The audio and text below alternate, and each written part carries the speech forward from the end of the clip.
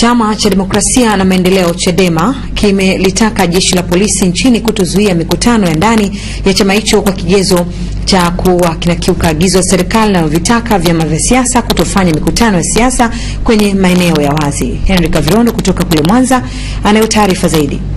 Naibu katibu mkuu wa chama hicho Zanzibar Salum Mwalimu amewasilisha malalamiko hayo jijini Mwanza baada ya kutokea hali ya sintofahamu kwenye kongamano la vijana wilaya Nyamagana lililoandaliwa na baraza la vijana la wilaya kwa lengo la kukijenga chama hicho. Tuna uchaguzi mkuu ndani ya chama.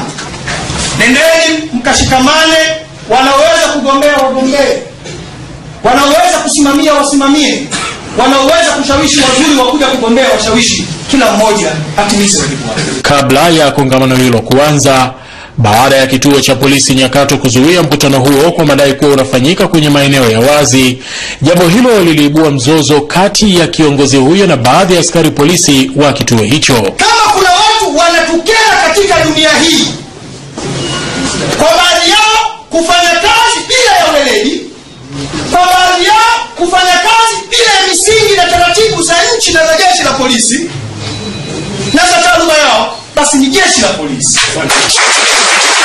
Baada ya mvutano huo ndipo hapo kamanda wa polisi mkoa wa Mwanza Ahmed Msangi akalazimika kumwagiza mkuu wa upelelezi wa jeshi la polisi mkoani hapa Benjamin Kuzaga kukagua maeneo hayo kwa lengo la kujiridhisha na baadaye kuruhusu kongamano hilo kuendelea. Kamanda Msangi akanambia, hebu kagua eneo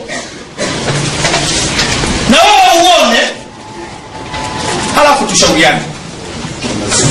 Huo ndio uongozi.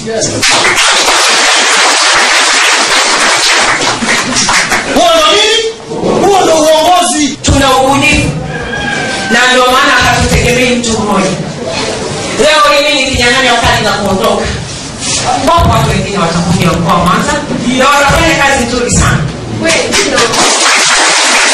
Kwa maana hiyo hakuna mtu mwenye umiliki. Henry Kavirondo, Channel 10, Mwanza.